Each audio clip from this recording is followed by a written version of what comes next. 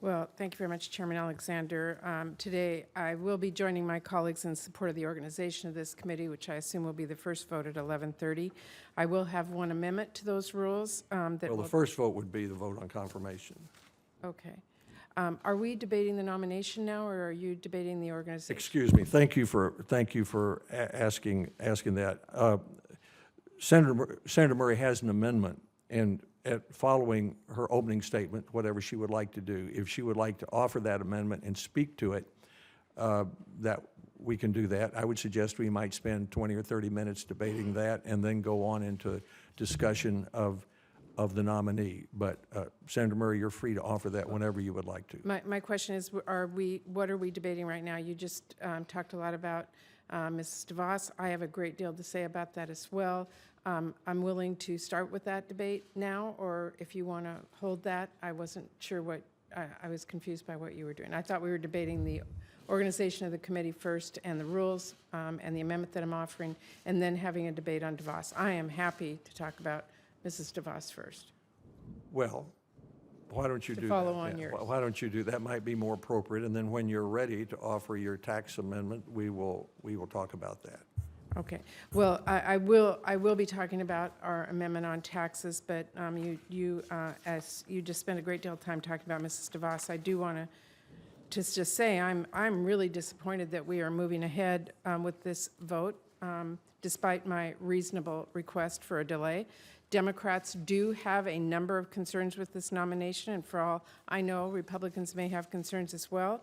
But we've not been given an appropriate opportunity to get the answers to our questions and to do our jobs here in the Senate, to do due diligence on nominees and make sure they truly are ready to get to work for the people that we all represent. As we in this room all know well, nominations for Secretary of Education have historically been moving through in a bipartisan way. With some exceptions, they have been people who were committed to students, had a long career dedicated to education, and who were focused on keeping public education strong for all students and all communities. This nominee is different, and there are very good reasons why she has become so controversial, why she has been panned across the country, why offices are being inundated with calls to oppose her, and why so many Democrats are standing up to say they think she is the wrong choice. So I will be voting against Betsy DeVos today. And for the students and parents that I represent, I will be encouraging my colleagues to do the same. Now, I have two major problems with this nomination, and I want to run through each briefly. First, Chairman Alexander, I've said to you privately already, we simply have not been given all of the information we need to make a decision as senators charged with robustly scrutinizing a president's nominee. Mrs. DeVos is a billionaire with extraordinarily complicated and opaque finances, both in her own holdings as well as those of her immediate family. She has invested in education companies for decades.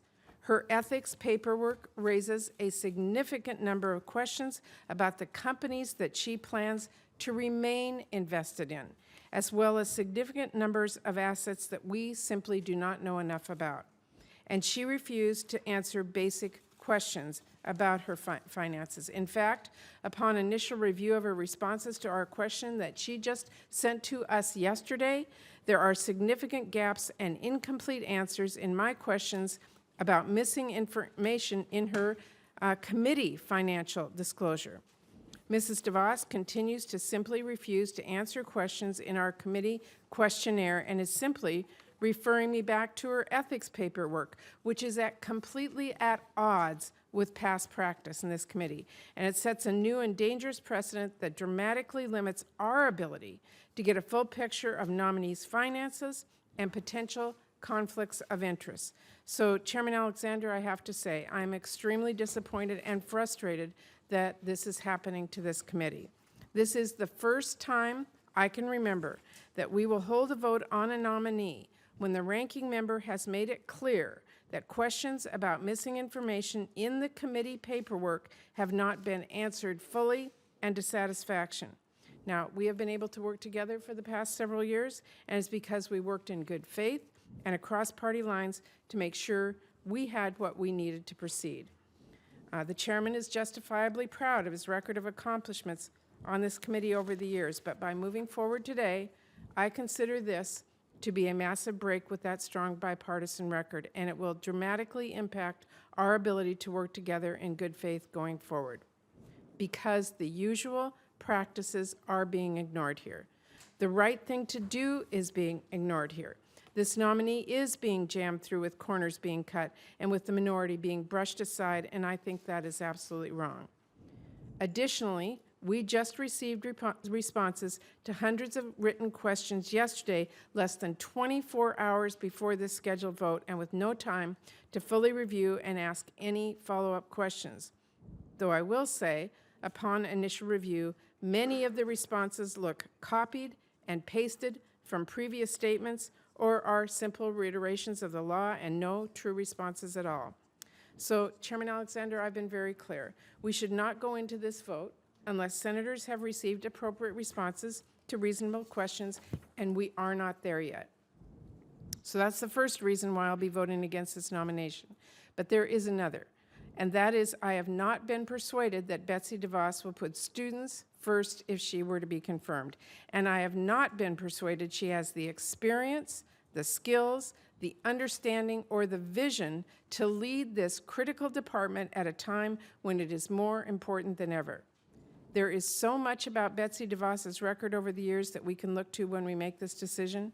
From the decades she spent using her inherited fortune to influence Republican candidates and push her extreme anti-student ideology, to the failed education policies she fought for that siphoned money away from strengthening public schools for all students and toward taxpayer-funded private school vouchers with little accountability for just a few, to the work she did to reduce accountability for charter schools, including for-profit charters, and to the devastating impact her advocacy has had on students in Michigan and across the country, stealing their opportunity to learn, pushing them into failed schools without true accountability, demonizing teachers, and weakening public education in their communities. Betsy DeVos's record is robust, deeply problematic, and I hope members of this committee have thoroughly examined it. But we don't even need to do that. We can simply look at the one hearing we have been allowed to have with Mrs. DeVos in front of this committee. This is a hearing that people across the country heard about, and for good reason. From local newspapers to local news to The Daily Show to The View, and posts that went viral on social media, a whole lot of people heard Betsy DeVos for the first time. They watched as Democrats got blocked from asking questions in an unprecedented and disappointing attempt to protect this nominee. And then on the questions we were allowed to ask, they saw a nominee who was widely seen as ill-informed and confused, and who gave a number of very concerning responses to serious and reasonable questions. Let's go through what Betsy DeVos said to us.